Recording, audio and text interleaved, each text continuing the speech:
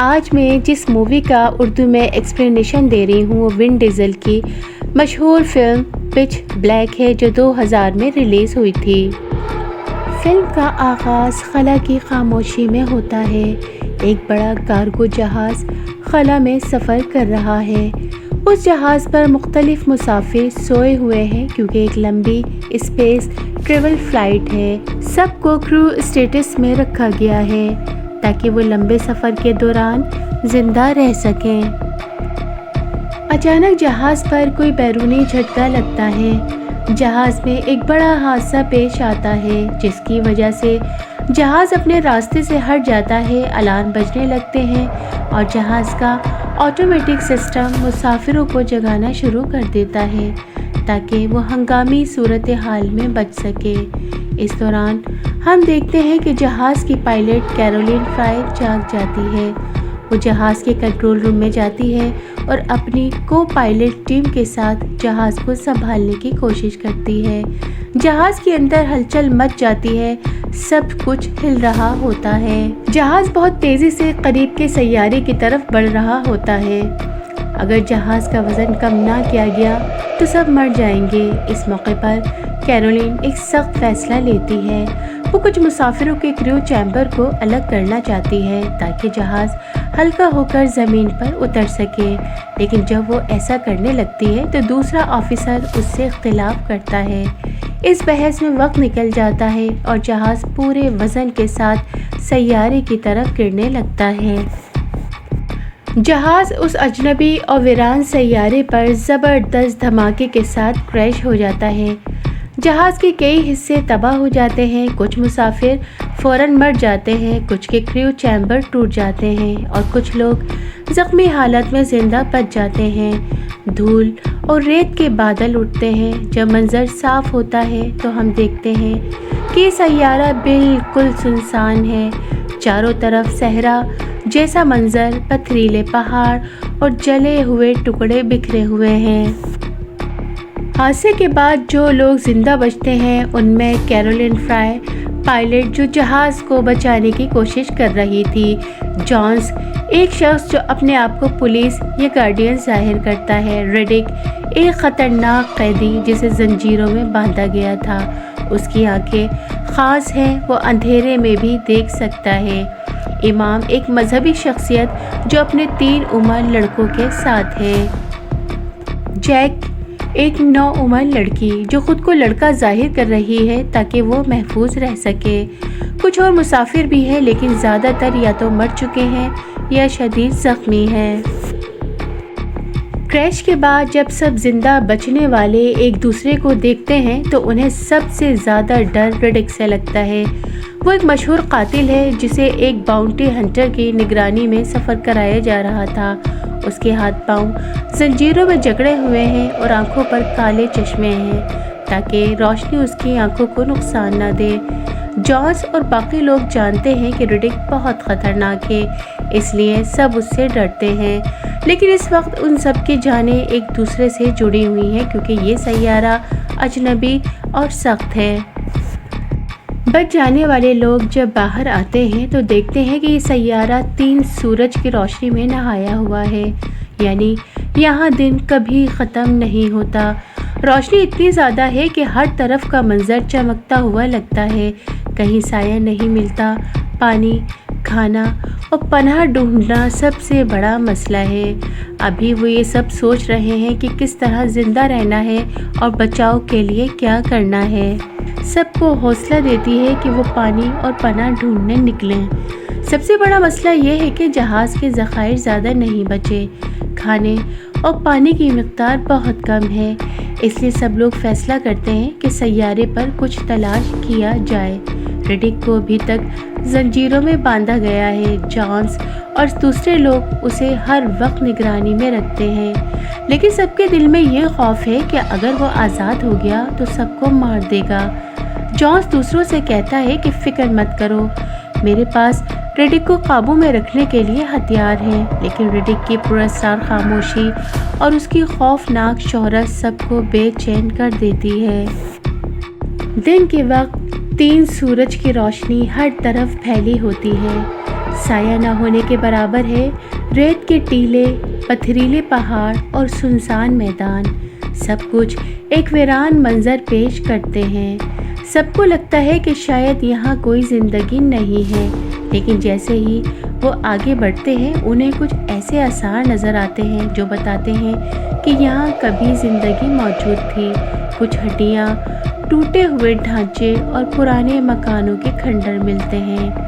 امام اپنے ساتھی لڑکوں کے ساتھ دعا کرتا ہے کہ اللہ انہیں پانی دے۔ جلد ہی وہ ایک جگہ پہنچتے ہیں جہاں پرانی واٹر باٹلز اور کچھ برتن ملتے ہیں۔ ایک پرانا اسٹیشن سا لگتا ہے جیسے کبھی یہاں ریسرچ یا انسانی سرگرمی ہوئی ہو۔ یہ دیکھ کر سب کو امید ملتی ہے کہ شاید یہاں سے زندہ نکلنے کا راستہ موجود ہے۔ اس جگہ پر وہ کچھ اور چیزیں بھی دیکھتے ہیں۔ زمین کے نیچے بڑے بڑے سوراخ، ٹوٹے ہوئے برتن اور دیواروں پر عجیب نشان۔ ایک ڈھانچہ جس پر پرندوں جیسے پر پڑے ہوئے ہیں۔ یہ سب دیکھ کر لگتا ہے کہ سیارے پر کوئی خطرناک مخلوق موجود رہی ہے۔ جب سب لوگ اس جگہ کو دیکھنے میں مصروف ہوتے ہیں تو اچانک ریڈک ان کی نظروں سے غائب ہو جاتا ہے۔ جونز بھاگتا ہے اور دیکھتا ہے کہ ریڈک اپنی زنجیریں کھول کر آزاد ہونے کی کوشش کر رہا ہے۔ یہ منظر سب کو مزید ڈرا دیتا ہے، لیکن فرائے اور جونز اسے دوبارہ قابو کر لیتے ہیں۔ اس دوران ریڈک پہلی بار اپنی آنکھوں کا کمال دکھاتا ہے۔ وہ اندھیرے والے کمرے میں سب کچھ صاف دیکھ لیتا ہے جبکہ باقی لوگ کچھ نہیں دیکھ پاتے۔ یہ صلاحیت سب کے لیے حیرت انگیز اور خوفناک ہے۔ جب وہ اس ریسرچ اسٹیشن کے اندر مزید آگے جاتے ہیں تو انہیں ایک عجیب سا کمرہ ملتا ہے جس میں کچھ پنجرے رکھے ہوتے ہیں۔ ان پنجروں میں ٹوٹے پھوٹے ڈھانچے ہیں، جیسے یہاں کوئی خطرناک جانور قید کیے گئے تھے، لیکن بعد میں وہ آزاد ہو گئے۔ اسی لمحے زمین کے اندر سے عجیب سی آواز آتی ہے، جیسے کچھ رینگ رہا ہو۔ سب خوفزدہ ہو جاتے ہیں۔ وہ سمجھ جاتے ہیں کہ سیارے پر کوئی ایسی مخلوق موجود ہے جو ابھی تک زندہ ہے۔ ریسرچ اسٹیشن کے قریب جب سب لوگ سامان جمع کر رہے ہوتے ہیں تو اچانک زمین کے اندر سے بھاری آوازیں آتی ہیں۔ یہ آوازیں گہرے گڑھوں اور دراڑوں سے نکل رہی ہیں۔ کوئی سمجھ نہیں پاتا کہ یہ کیا ہے۔ امام کے لڑکے گھبرا جاتے ہیں اور فرائے سب کو خاموش رہنے کا کہتی ہے، لیکن ریڈک عجیب مسکراہٹ کے ساتھ ان آوازوں کو سنتا ہے جیسے اسے معلوم ہو کہ کس چیز کی ہے۔ سب کو نظر آتا ہے کہ اسٹیشن کے قریب بڑے بڑے شگاف اور سرنگیں زمین میں بنی ہوئی ہیں۔ وہ گڑھے بہت گہرے لگتے ہیں جیسے نیچے اندھیرا ہی اندھیرا ہو۔ جونز کہتا ہے شاید یہیں سے وہ آوازیں آ رہی ہیں، لیکن یہ کس کی ہیں؟ کیرولین کو بھی شک ہوتا ہے کہ یہاں کچھ چھپا ہوا ہے۔ اچانک گروپ کا ایک شخص جو اکیلا ادھر ادھر گھوم رہا تھا اچانک غائب ہو جاتا ہے۔ باقی لوگ اس کی چیخ سنتے ہیں اور بھاگ کر پہنچتے ہیں۔ وہ دیکھتے ہیں کہ زمین کے سوراخ کے قریب خون کے دھبے ہیں، لیکن لاش کہیں نہیں۔ سب سمجھ جاتے ہیں کہ یہاں واقعی کوئی خطرناک مخلوق چھپی ہے۔ سب لوگ حیران ہیں کہ 3 سورج کی روشنی میں بھی کوئی حملہ کیسے کر سکتا ہے۔ اس وقت ریڈک پہلی بار بولتا ہے۔ وہ کہتا ہے یہ چیزیں روشنی سے دور رہتی ہیں، دن میں یہ زیادہ باہر نہیں آئیں گی، لیکن اگر اندھیرا ہوا تو کوئی نہیں بچے گا۔ یہ سن کر سب چونک جاتے ہیں۔ انہیں یاد آتا ہے کہ ریڈک اندھیرے میں دیکھ سکتا ہے، شاید اسی لیے وہ جانتا ہے کہ یہ مخلوق کتنی خطرناک ہے۔ ابھی وہ یہ سب دیکھ ہی رہے ہوتے ہیں کہ آسمان میں تبدیلی نظر آنے لگتی ہے۔ سورج آہستہ آہستہ چاند جیسے بڑے گول سیارے کے پیچھے چھپنے لگتا ہے۔ کچھ دیر میں باقی 2 سورج بھی گرہن میں آ جاتے ہیں۔ کیرولین گھبرا کر کہتی ہے یہ گرہن ہے، پورا اندھیرا ہونے والا ہے۔ جیسے ہی اندھیرا چھاتا ہے زمین کے گڑھوں سے ڈراؤنی آوازوں کے ساتھ مخلوق باہر آنے لگتی ہے۔ ان کے بڑے بڑے پروں کی آواز، ان کے تیز دانت اور خوفناک آنکھیں سب کو ہلا دیتے ہیں۔ پہلے ہی چند لمحوں میں یہ مخلوق گروپ کے ایک اور شخص پر حملہ کرتی ہے اور اسے چیر پھاڑ کر لے جاتی ہے۔ باقی لوگ خوف کے مارے بھاگنے لگتے ہیں۔ اب سب کو سمجھ آتا ہے کہ ریڈک نے جو کہا تھا وہ سچ ہے۔ اندھیرے میں یہ چیزیں اس سیارے پر حکومت کرتی ہیں۔ جیسے ہی تینوں سورج گرہن میں چھپ جاتے ہیں، پورے سیارے پر ایسا گھپ اندھیرا چھا جاتا ہے کہ ایک قدم آگے دیکھنا بھی ناممکن ہو جاتا ہے۔ آسمان پر صرف سیارے کی ہلکی سی جھلک ہے، باقی ہر طرف گہری تاریکی۔ زمین کے شگافوں سے سینکڑوں کی تعداد میں پروں والی خوفناک مخلوقات نکلتی ہیں۔ وہ تیزی سے اڑتی ہیں، خوفناک چیخیں مارتی ہیں اور ہر وہ شے نوچ لیتی ہیں جو ان کے راستے میں آتی ہیں۔ اور باقی لوگ ملبے سے بچی ہوئی ٹارچر اور چلنے والا سامان اکٹھا کر کے ایک جگہ جمع ہوتے ہیں۔ انہیں اندازہ ہو جاتا ہے کہ زندہ رہنے کا واحد طریقہ روشنی ہے۔ جب باقی سب گھپ اندھیرے میں کچھ دیکھ نہیں پاتے، ریڈک اپنی خاص آنکھوں کی وجہ سے اندھیرے میں صاف دیکھ لیتا ہے۔ وہ بتاتا ہے کہ مخلوق کتنی تیزی سے حرکت کر رہی ہے اور کہاں سے آ رہی ہے، لیکن باقی لوگ اس پر بھروسہ کرنے میں ہچکچاتے ہیں۔ جونس تو خاص طور پر ریڈک سے نفرت کرتا ہے اور کہتا ہے کہ وہ موقع ملتے ہی سب کو مار دے گا، مگر حقیقت یہ ہے کہ اب وہ سب ریڈک پر منحصر ہے۔ جب وہ اسٹیشن کی باقی عمارتوں کو دیکھتے ہیں تو انہیں پرانے توانائی کے سلنڈرز ملتے ہیں۔ یہ وہ بیٹریاں ہیں جنہیں جہاز میں لے جا کر دوبارہ اسٹارٹ کیا جا سکتا ہے تاکہ فرائی کا جہاز دوبارہ اڑ سکے، لیکن مسئلہ یہ ہے کہ وہ سلنڈرز کافی بھاری ہیں اور انہیں لے کر واپس جہاز تک جانا اندھیرے اور مخلوقات کے درمیان ممکن نہیں لگتا۔ سب فیصلہ کرتے ہیں کہ وہ ملبے اور اسٹیشن کے ٹکڑوں سے روشنی پیدا کرنے کے لیے چیزیں بنائیں گے۔ شیشے، آگ، لالٹینیں اور ٹارچ اکٹھا کر کے وہ اپنے ارد گرد حفاظتی دائرہ بناتے ہیں۔ جب وہ سلنڈرز لے کر واپس جانے کی تیاری کر رہے ہوتے ہیں تو مخلوق بار بار ان کے قریب آنے کی کوشش کرتی ہے، لیکن روشنی انہیں پیچھے دھکیل دیتی ہے۔ اس دوران ریڈک اور فرائی کے درمیان سخت مکالمہ ہوتا ہے۔ فرائی اسے کہتی ہے، تمہیں زندہ رہنے کی پرواہ ہے یا بس موقع ڈھونڈ رہے ہو بھاگنے کا؟ ریڈک مسکرا کر جواب دیتا ہے، مجھے اپنی پرواہ ہے، لیکن سچ یہ ہے کہ اندھیرے میں تم سب کو میری ضرورت ہے۔ یہ حقیقت فرائی بھی تسلیم کر لیتی ہے۔ سب لوگ ہمت کر کے سلنڈرز کے ساتھ جہاز کی طرف چلنے لگتے ہیں۔ ان کے ارد گرد ٹارچ اور آگ جل رہی ہوتی ہے۔ مخلوق اوپر منڈلا رہی ہے، جیسے موقع دیکھ کر وار کرے گی۔ راستے میں ان کے ایک اور ساتھی پر حملہ ہوتا ہے۔ مخلوق اس پر ٹوٹ پڑتی ہے اور باقی لوگ کچھ نہیں کر پاتے۔ اندھیرے میں اس کی چیخیں اور خون کے چھینٹے باقی سب کو مزید خوفزدہ کر دیتے ہیں۔ اب یہ بات بالکل واضح ہو جاتی ہے، روشنی کے بغیر کوئی زندہ نہیں بچ سکتا۔ زندہ بچ جانے والے لوگ ریسرچ اسٹیشن سے بڑے پاور سلنڈرز اٹھا کر جہاز تک لے جانے کے لیے نکلتے ہیں۔ یہ سلنڈرز ہی ان کی بقا کی آخری امید ہیں، کیونکہ انہی سے جہاز دوبارہ چل سکتا ہے، لیکن یہ بہت وزنی ہے اور اندھیرے میں انہیں اٹھا کر لے جانا مشکل سے مشکل تر ہے۔ سب کے ہاتھوں میں مشعلیں اور ٹارچ ہیں۔ وہ ایک دوسرے کے قریب رہتے ہیں تاکہ روشنی کا دائرہ ٹوٹ نہ پائے۔ اوپر آسمان میں سینکڑوں مخلوقات پرواز کر رہی ہیں اور زمین کے شگافوں سے ان کی چیخیں سنائی دیتی ہیں۔ راستے میں ایک مقام پر جب گروپ رکتا ہے، مخلوق موقع دیکھ کر حملہ کرتی ہے۔ وہ اچانک اندھیرے سے نکلتے ہیں اور ان کے دائرے پر ٹوٹ پڑتے ہیں۔ ایک ساتھی مشعل چھن جانے پر اندھیرے میں پھنس جاتا ہے اور چند سیکنڈ میں مخلوق کے ہاتھوں مارا جاتا ہے۔ اس منظر سے باقی سب کے اعصاب جواب دینے لگتے ہیں۔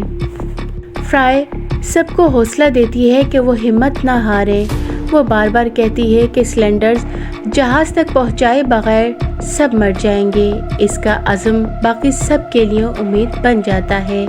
گروپ آہستہ آہستہ پہاڑوں اور پتھریلی وادیوں سے گزرتا ہے۔ ہر قدم پر مخلوق اوپر سے جھپٹنے کی کوشش کرتی ہے، لیکن روشنی انہیں روکے رکھتی ہے۔ ریڈک بار بار سب کو خبردار کرتا ہے کہ سایوں میں زیادہ دیر تک نہ ٹھہریں۔ یہ سفر نہ صرف جسمانی طور پر تھکا دینے والا ہے، بلکہ سب کے اعصاب بھی ٹوٹنے لگتے ہیں۔ ہر کوئی جانتا ہے کہ ذرا سی بھی روشنی سے باہر نکلنا موت کے مترادف ہے۔ پاور سلنڈرز اٹھا کر لمبے سفر کے بعد گروپ کے لوگ تھک کر چور ہو چکے ہیں۔ مسلسل اندھیرا، مخلوق کے حملوں کا خوف اور ساتھیوں کی ہلاکت نے سب کے اعصاب توڑ دیے ہیں۔ ابھی وہ ایک نسبتاً محفوظ جگہ رک کر سانس لیتے ہیں۔ سب کے چہرے پر مایوسی اور ڈر صاف جھلکتا ہے۔ اسی لمحے جونس ایک خوفناک تجویز دیتا ہے۔ وہ کہتا ہے کہ اگر انہیں زندہ رہنا ہے تو کمزور اور زخمی ساتھیوں کو چھوڑ دینا ہوگا۔ اس کا کہنا ہے کہ زیادہ لوگ ساتھ ہوں گے تو روشنی کا دائرہ کمزور پڑے گا اور مخلوق انہیں آسانی سے گھیر لے گی۔ یہ بات سنتے ہی سب چونک جاتے ہیں۔ امام اور فرائے فوراً مخالفت کرتے ہیں۔ فرائے سخت لہجے میں کہتی ہے، ہم سب ایک ساتھ یہاں سے نکلیں گے، کسی کو پیچھے چھوڑنے کا سوال ہی پیدا نہیں ہوتا۔ ریڈک اس ساری بحث کو غور سے سنتا رہتا ہے۔ اس کی خاموشی دوسروں کو مزید بے چین کرتی ہے، کیونکہ سب جانتے ہیں کہ اگر وہ چاہے تو خود کو بچانے کے لیے کسی کو بھی قربان کر سکتا ہے۔ لیکن ریڈک کچھ نہیں کہتا، بس سب کو دیکھتا رہتا ہے۔ آہستہ آہستہ جونس کا اصل روپ سب کے سامنے آتا ہے۔ وہ دراصل ایک باؤنٹی ہنٹر ہے، لیکن اپنے آپ کو پولیس یا محافظ ظاہر کرتا ہے۔ اس کا مقصد صرف یہ ہے کہ ریڈک کو واپس لے جا کر انعام حاصل کرے۔ جب سب کو اس کی حقیقت کا اندازہ ہوتا ہے تو فرائے اسے سخت الفاظ میں ڈانٹتی ہے۔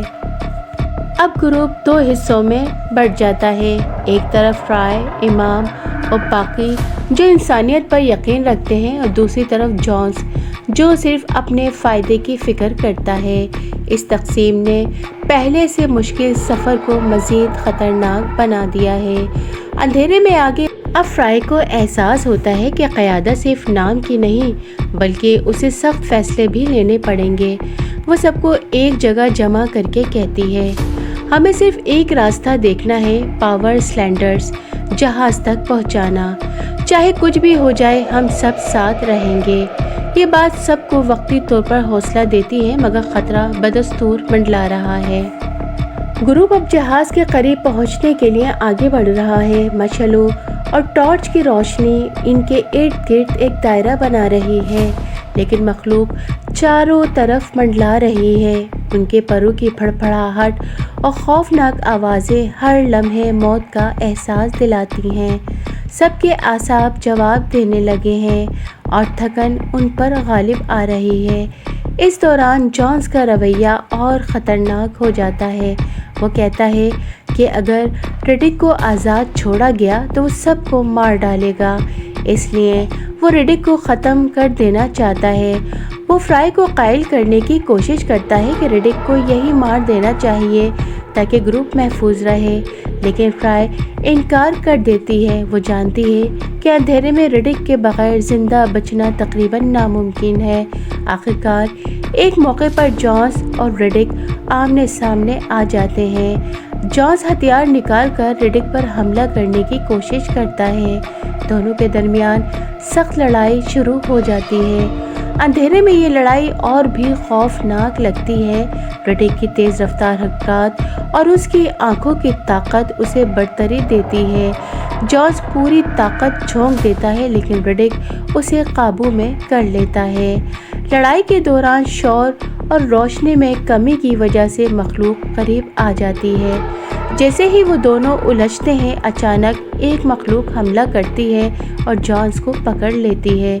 جونس پوری طاقت سے چیختا ہے، لیکن چند لمحوں میں وہ مخلوق کے نغے میں آ کر ختم ہو جاتا ہے۔